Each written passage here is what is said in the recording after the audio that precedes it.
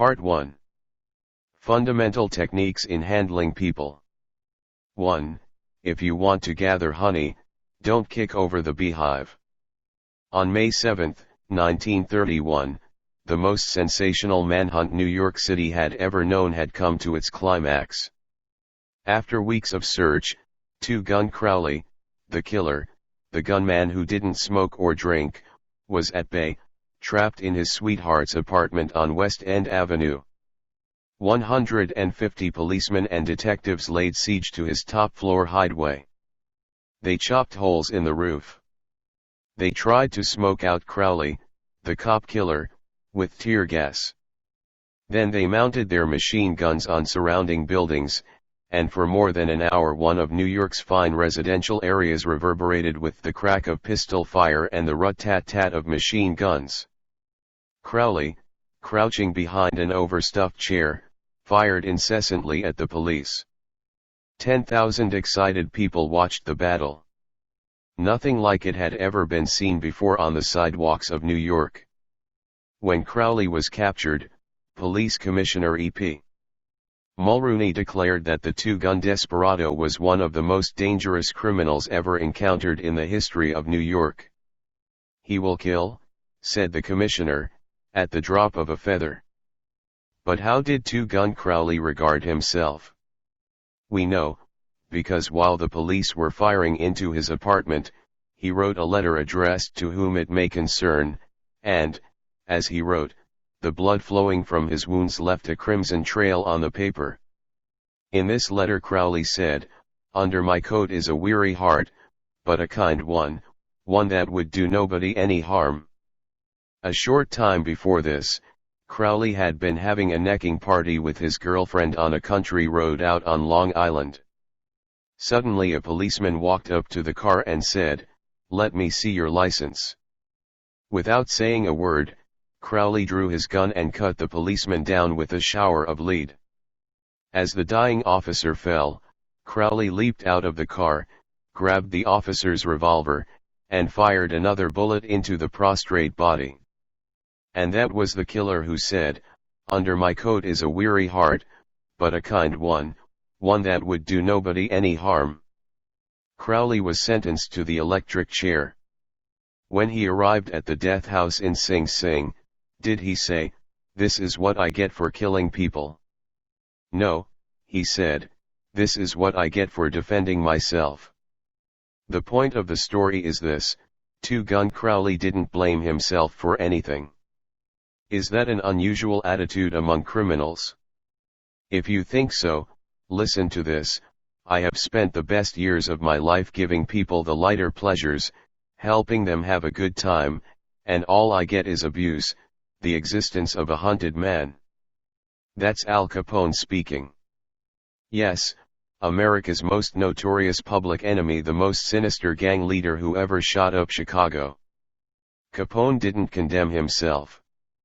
He actually regarded himself as a public benefactor, an unappreciated and misunderstood public benefactor. And so did Dutch Schultz before he crumpled up under gangster bullets in Newark. Dutch Schultz, one of New York's most notorious rats, said in a newspaper interview that he was a public benefactor. And he believed it? I have had some interesting correspondence with Louis Laws, who was warden of New York's infamous Sing Sing prison for many years, on this subject, and he declared that few of the criminals in Sing Sing regard themselves as bad men. They are just as human as you and I. So they rationalize, they explain. They can tell you why they had to crack a safe or be quick on the trigger finger. Most of them attempt by a form of reasoning, fallacious or logical, to justify their antisocial acts even to themselves, consequently stoutly maintaining that they should never have been imprisoned at all.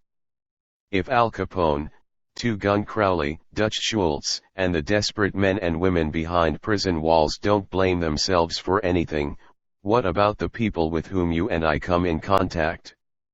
John Wanamaker, founder of the stores that bear his name, once confessed, "I learned 30 years ago that it is foolish to scold. I have enough trouble overcoming my own limitations without fretting over the fact that God has not seen fit to distribute evenly the gift of intelligence. Wanamaker learned this lesson early, but I personally had to blunder through this old world for a third of a century, before it even began to dawn upon me that 99 times out of 100, people don't criticize themselves for anything, no matter how wrong it may be. Criticism is futile because it puts a person on the defensive and usually makes them strive to justify themselves. Criticism is dangerous, because it wounds a person's precious pride, hurts their sense of importance, and arouses resentment. B.F. Skinner, the world-famous psychologist, proved through his experiments that an animal rewarded for good behavior will learn much more rapidly and retain what it learns far more effectively than an animal punished for bad behavior. Later studies have shown that the same applies to humans. By criticizing, we do not make lasting changes and often incur resentment. Hans Selye, another great psychologist, said, "As much as we thirst for approval, we dread condemnation. The resentment that criticism engenders can demoralize employees, family members, and friends, and still not correct the situation that has been condemned." George B. Johnston of Enid, Oklahoma, is the safety coordinator for an engineering company. One of his responsibilities is to see that employees wear their hard hats whenever they are on the job in the field. He reported that whenever he came across workers who were not wearing hard hats, he would tell them with a lot of authority of the regulation and that they must comply. As a result, he would get sullen acceptance, and often after he left, the workers would remove the hats. He decided to try a different approach. The next time he found some of the workers not wearing their hard hat, he asked if the hats were uncomfortable or did not fit properly. Then he reminded the men in a pleasant tone of voice that the hat was designed to protect them from injury and suggested that it always be worn on the job. The result was increased compliance with the regulation with no resentment or emotional upset. You will find examples of the futility of criticism bristling on 1,000 pages of history. Take, for example, the famous quarrel between Theodore Roosevelt and President Taft, a quarrel that split the Republican Party, put Woodrow Wilson in the White House, and wrote bold, luminous lines across the First World War and altered the flow of history. Let's review the facts quickly. When Theodore Roosevelt stepped out of the White House in 1908, he supported Taft, who was elected president. Then Theodore Roosevelt went off to Africa to shoot lions. When he returned, he exploded. He denounced Taft for his conservatism, tried to secure the nomination for a third term himself, formed the Bull Moose Party, and all but demolished the GOP. In the election that followed, William Howard Taft and the Republican Party carried only 2 states, Vermont and Utah. The most disastrous defeat the party had ever known. Theodore Roosevelt blamed Taft, but did President Taft blame himself? Of course not. With tears in his eyes, Taft said, "I don't see how I could have done any differently from what I have." Who was to blame? Roosevelt or Taft? Frankly, I don't know, and I don't care. The point I am trying to make is that all of Theodore Roosevelt's criticism didn't persuade Taft that he was wrong. It merely made Taft strive to justify himself and to reiterate with tears in his eyes, "I don't see how I could have done any differently from what I have." Or, take the Teapot Dome oil scandal. It kept the newspapers ringing with indignation in the early 1920s. It rocked the nation. Within the memory of living men, nothing like it had ever happened before in American public life. Here are the bare facts of the scandal. Albert B. Fall, Secretary of the Interior in Harding's cabinet, was entrusted with the leasing of government oil reserves at Elk Hill and Teapot Dome, oil reserves that had been set aside for the future use of the Navy. Did Secretary Fall permit competitive bidding? No sir. He handed the fat, juicy contract outright to his friend Edward L. Doheny. And what did Doheny do? He gave Secretary Fall what he was pleased to call a loan of $100,000. Then, in a high-handed manner, Secretary Fall ordered United States Marines into the district to drive off competitors whose adjacent wells were sapping oil out of the Elk Hill reserves. These competitors, driven off their ground at the ends of guns and bayonets, rushed into court and blew the lid off the Teapot Dome scandal. A stench arose so vile that it ruined the Harding administration, nauseated an entire nation, threatened to wreck the Republican Party, and put Albert B. Fall behind prison bars. Fall was condemned, viciously condemned, as few men in public life have ever been. Did he repent? Never. Years later, Herbert Hoover intimated in a public speech that President Harding's death had been due to mental anxiety and worry because a friend had betrayed him. When Mrs. Fall heard that, she sprang from her chair, she wept, she shook her fists at fate and screamed, "What? Harding betrayed by Fall? No. My husband never betrayed anyone. This whole house full of gold would not tempt my husband to do wrong. He is the one who has been betrayed and led to the slaughter and crucified." There you are, human nature in action, wrongdoers, blaming everybody but themselves. We are all like that. So when you and I are tempted to criticize someone tomorrow, let's remember Al Capone, Two Gun Crowley and Albert Fall. Let's realize that criticisms are like homing pigeons. They always return home. Let's realize that the person we are going to correct and condemn will probably justify himself or herself, and condemn us in return, or, like the gentle Taft, will say, "I don't see how I could have done any differently from what I have." On the morning of April 15, 1865, Abraham Lincoln lay dying in a hall bedroom of a cheap lodging house directly across the street from Ford's Theater, where John Wilkes Booth had shot him. Lincoln's long body lay stretched diagonally across a sagging bed that was too short for him. A cheap reproduction of Rosa Bonheur's famous painting The Horse Fair hung above the bed, and a dismal gas jet flickered yellow light. As Lincoln lay dying, Secretary of War Stanton said, "There lies the most perfect ruler of men that the world has ever seen." What was the secret of Lincoln's success in dealing with people? I studied the life of Abraham Lincoln for 10 years and devoted all of 3 years to writing and rewriting a book entitled Lincoln the Unknown. I believe I have made as detailed and exhaustive a study of Lincoln's personality and home life as it is possible for any being to make. I made a special study of Lincoln's method of dealing with people. Did he indulge in criticism? Oh, yes. As a young man in the Pigeon Creek Valley of Indiana, he not only criticized but he wrote letters and poems ridiculing people and dropped these letters on the country roads where they were sure to be found. One of these letters aroused resentments that burned for a lifetime. Even after Lincoln had become a practicing lawyer in Springfield, Illinois, he attacked his opponents openly in letters published in the newspapers.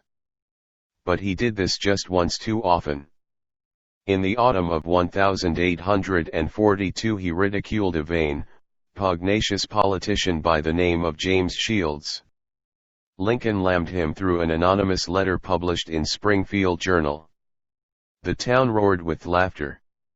Shields, sensitive and proud, boiled with indignation. He found out who wrote the letter, leaped on his horse, started after Lincoln, and challenged him to fight a duel. Lincoln didn't want to fight.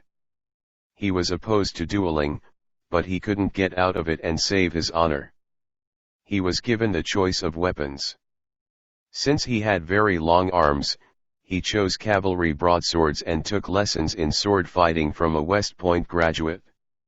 And, on the appointed day, he and Shields met on a sandbar in the Mississippi River, prepared to fight to the death, but, At the last minute, their seconds interrupted and stopped the duel. That was the most lurid personal incident in Lincoln's life. It taught him an invaluable lesson in the art of dealing with people. Never again did he write an insulting letter. Never again did he ridicule anyone. And from that time on, he almost never criticized anybody for anything. Time after time, during the Civil War, Lincoln put a new general at the head of the Army of the Potomac, and each one in turn McClellan, Pope, Burnside, Hooker, Meade blundered tragically and drove Lincoln to pacing the floor in despair. Half the nation savagely condemned these incompetent generals, but Lincoln, with malice toward none, with charity for all, held his peace. One of his favorite quotations was, "Judge not, that ye be not judged." And when Mrs. Lincoln and others spoke harshly of the Southern people, Lincoln replied, "Don't criticize them, they are just what we would be under similar circumstances." Yet if any man ever had occasion to criticize, surely it was Lincoln. Let's take just one illustration. The Battle of Gettysburg was fought during the first 3 days of July 1863. During the night of July 4th, Lee began to retreat southward while storm clouds deluged the country with rain. When Lee reached the Potomac with his defeated army, he found a swollen, impassable river in front of him, and a victorious Union army behind him. Lee was in a trap. He couldn't escape. Lincoln saw that. Here was a golden, heaven-sent opportunity, the opportunity to capture Lee's army and end the war immediately. So, with a surge of high hope, Lincoln ordered Meade not to call a council of war but to attack Lee immediately. Lincoln telegraphed his orders and then sent a special messenger to Meade demanding immediate action. And what did General Meade do? He did the very opposite of what he was told to do. He called a council of war in direct violation of Lincoln's orders. He hesitated. He procrastinated. He telegraphed all manner of excuses. He refused point blank to attack Lee. Finally the waters receded and Lee escaped over the Potomac with his forces. Lincoln was furious. What does this mean? Lincoln cried to his son Robert. Great God! What does this mean? We had them within our grasp, and had only to stretch forth our hands and they were ours, yet nothing that I could say or do could make the army move. Under the circumstances, almost any general could have defeated Lee. If I had gone up there, I could have whipped him myself. In bitter disappointment, Lincoln sat down and wrote Meade this letter. And remember, at this period of his life Lincoln was extremely conservative and restrained in his phraseology. So this letter coming from Lincoln in 1863 was tantamount to the severest rebuke. My dear General, I do not believe you appreciate the magnitude of the misfortune involved in Lee's escape. He was within our easy grasp, and to have closed upon him would, in connection with our other late successes, have ended the war. As it is, the war will be prolonged indefinitely. If you could not safely attack Lee last Monday, how can you possibly do so south of the river, when you can take with you very few, no more than 2/3 of the force you then had in hand? It would be unreasonable to expect, and I do not expect, that you can now effect much. Your golden opportunity is gone, and I am distressed immeasurably because of it. What do you suppose Meade did when he read the letter? Meade never saw that letter. Lincoln never mailed it. It was found among his papers after his death. My guess is, and this is only a guess, that after writing that letter, Lincoln looked out of the window and said to himself, "Just a minute. Maybe I ought not to be so hasty. It is easy enough for me to sit here in the quiet of the White House and order Meade to attack. But if I had been up at Gettysburg, and if I had seen as much blood as Meade has seen during the last week, and if my ears had been pierced with the screams and shrieks of the wounded and dying, maybe I wouldn't be so anxious to attack either. If I had Meade's timid temperament, perhaps I would have done just what he had done. Anyhow, it is water under the bridge now. If I send this letter, it will relieve my feelings, but it will make Meade try to justify himself. It will make him condemn me. It will arouse hard feelings, impair all his further usefulness as a commander, and perhaps force him to resign from the army. So, as I have already said, Lincoln put the letter aside, for he had learned by bitter experience that sharp criticisms and rebukes almost invariably end in futility.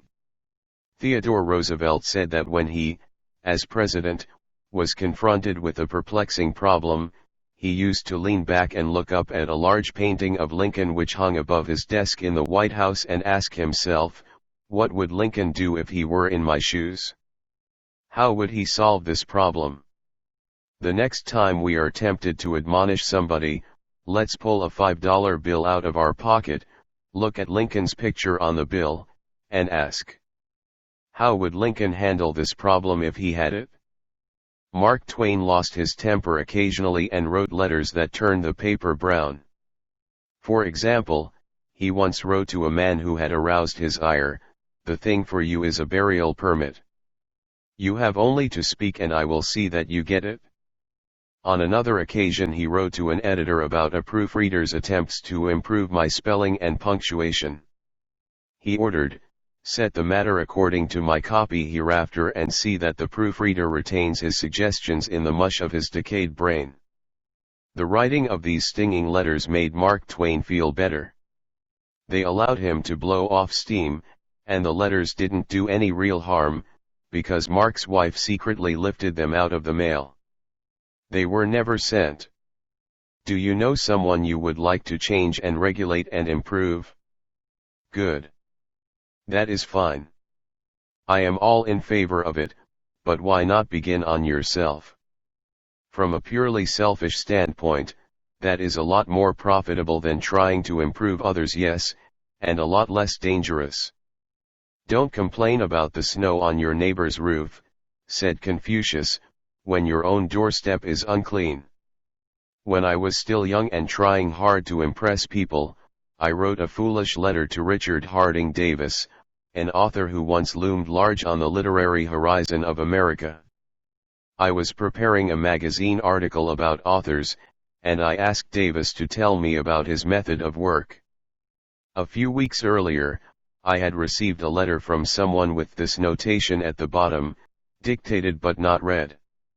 I was quite impressed. I felt that the writer must be very big and busy and important.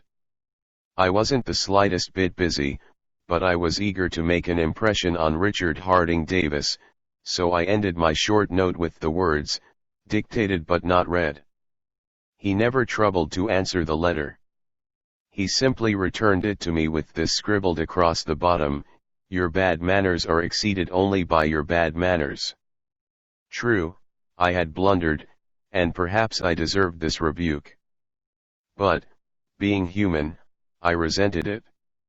I resented it so sharply that when I read of the death of Richard Harding Davis 10 years later, the one thought that still persisted in my mind, I am ashamed to admit, was the hurt he had given me. If you and I want to stir up a resentment tomorrow that may rankle across the decades and endure until death, just let us indulge in a little stinging criticism, no matter how certain we are that it is justified. When dealing with people, let us remember we are not dealing with creatures of logic. We are dealing with creatures of emotion, creatures bristling with prejudices and motivated by pride and vanity. Bitter criticism caused the sensitive Thomas Hardy, one of the finest novelists ever to enrich English literature, to give up forever the writing of fiction. Criticism drove Thomas Chatterton, the English poet, to suicide. Benjamin Franklin, tactless in his youth, became so diplomatic, so adroit at handling people, that he was made American ambassador to France. The secret of his success? "I will speak ill of no man," he said, "and speak all the good I know of everybody. Any fool can criticize, condemn, and complain, and most fools do. But it takes character and self-control to be understanding and forgiving. A great man shows his greatness, said Carlyle, by the way he treats little men. Bob Hoover, a famous test pilot and frequent performer at air shows, was returning to his home in Los Angeles from an air show in San Diego. As described in the magazine Flight Operations, at 300 feet in the air, both engines suddenly stopped. By deft maneuvering he managed to land the plane, but it was badly damaged although nobody was hurt. Hoover's first act after the emergency landing was to inspect the airplane's fuel. Just as he suspected, the World War II propeller plane he had been flying had been fueled with jet fuel rather than gasoline. Upon returning to the airport, he asked to see the mechanic who had serviced his airplane. The young man was sick with the agony of his mistake. Tears streamed down his face as Hoover approached. He had just caused the loss of a very expensive plane and could have caused the loss of 3 lives as well. You can imagine Hoover's anger. One could anticipate the tongue lashing that this proud and precise pilot would unleash for that carelessness. But Hoover didn't scold the mechanic, he didn't even criticize him. Instead, he put his big arm around the man's shoulder and said, "To show you I'm sure that you'll never do this again, I want you to service my F-51 tomorrow." Often parents are tempted to criticize their children. You would expect me to say don't. But I will not. I am merely going to say, before you criticize them, read one of the classics of American journalism, Father Forgets. It originally appeared as an editorial in Th. People's Home Journal. We are reprinting it here with the author's permission, as condensed in the Reader's Digest. Father Forgets is one of those little pieces which dashed of in a moment of sincere feeling strikes, an echoing chord in so many readers as to become a perennial reprint favorite. Since its first appearance, Father Forgets has been reproduced, writes the author, W. Livingston Larned, in hundreds of magazines and house organs, and in newspapers the country over. It has been reprinted almost as extensively in many foreign languages. I have given personal permission to thousands who wished to read it from school, church, and lecture platforms. It has been on the air on countless occasions and programs. Oddly enough, college periodicals have used it, and high school magazines. Sometimes a little piece seems mysteriously to click. This one certainly did. Father Forgets. W. Livingston Larned. Listen, son, I am saying this as you lie asleep, one little paw crumpled under your cheek and the blonde curls stickily wet on your damp forehead. I have stolen into your room alone. Just a few minutes ago, as I sat reading my paper in the library, a stifling wave of remorse swept over me. Guiltily I came to your bedside. These are the things I was thinking, son. I had been cross to you. I scolded you as you were dressing for school because you gave your face merely a dab with a towel. I took you to task for not cleaning your shoes. I called out angrily when you threw some of your things on the floor.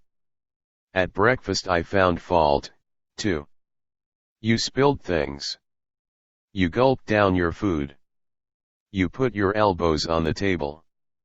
You spread butter too thick on your bread. And as you started off to play and I made for my train, you turned and waved a hand and called, "Goodbye, Daddy," and I frowned, and said in reply, "Hold your shoulders back." Then it began all over again in the late afternoon. As I came up the road I spied you, down on your knees, playing marbles. There were holes in your stockings. I humiliated you before your boyfriends by marching you ahead of me to the house. Stockings were expensive and if you had to buy them you would be more careful. Imagine that, son, from a father. Do you remember, later, when I was reading in the library, how you came in timidly, with a sort of hurt look in your eyes? When I glanced up over my paper, impatient at the interruption, you hesitated at the door. "What is it you want?" I snapped.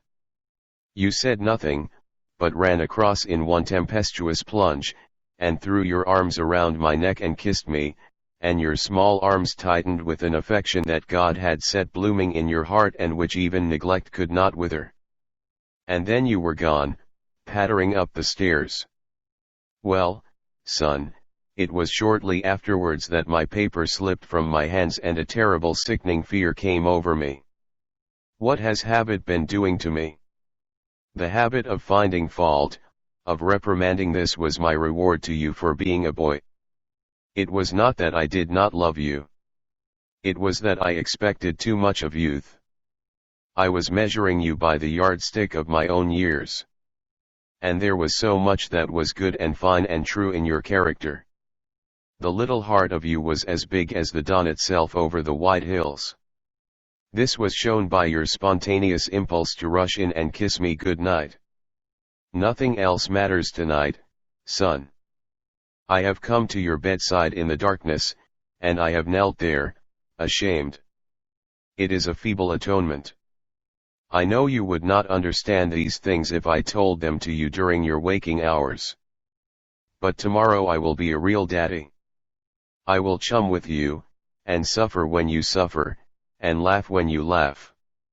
I will bite my tongue when impatient words come. I will keep saying as if it were a ritual, he is nothing but a boy, a little boy. I am afraid I have visualized you as a man. Yet as I see you now, son, crumpled and weary in your cot, I see that you are still a baby. Yesterday you were in your mother's arms, your head on her shoulder. I have asked too much, too much. Instead of condemning people, let's try to understand them. Let's try to figure out why they do what they do. That's a lot more profitable and intriguing than criticism, and it breeds sympathy, tolerance, and kindness. To know all is to forgive all. As Dr. Johnson said, God himself, sir, does not propose to judge man until the end of his days. Why should you and I? Principle 1, don't criticize, condemn, or complain. Thank you for giving your valuable time for this video. We hope you learned something new today.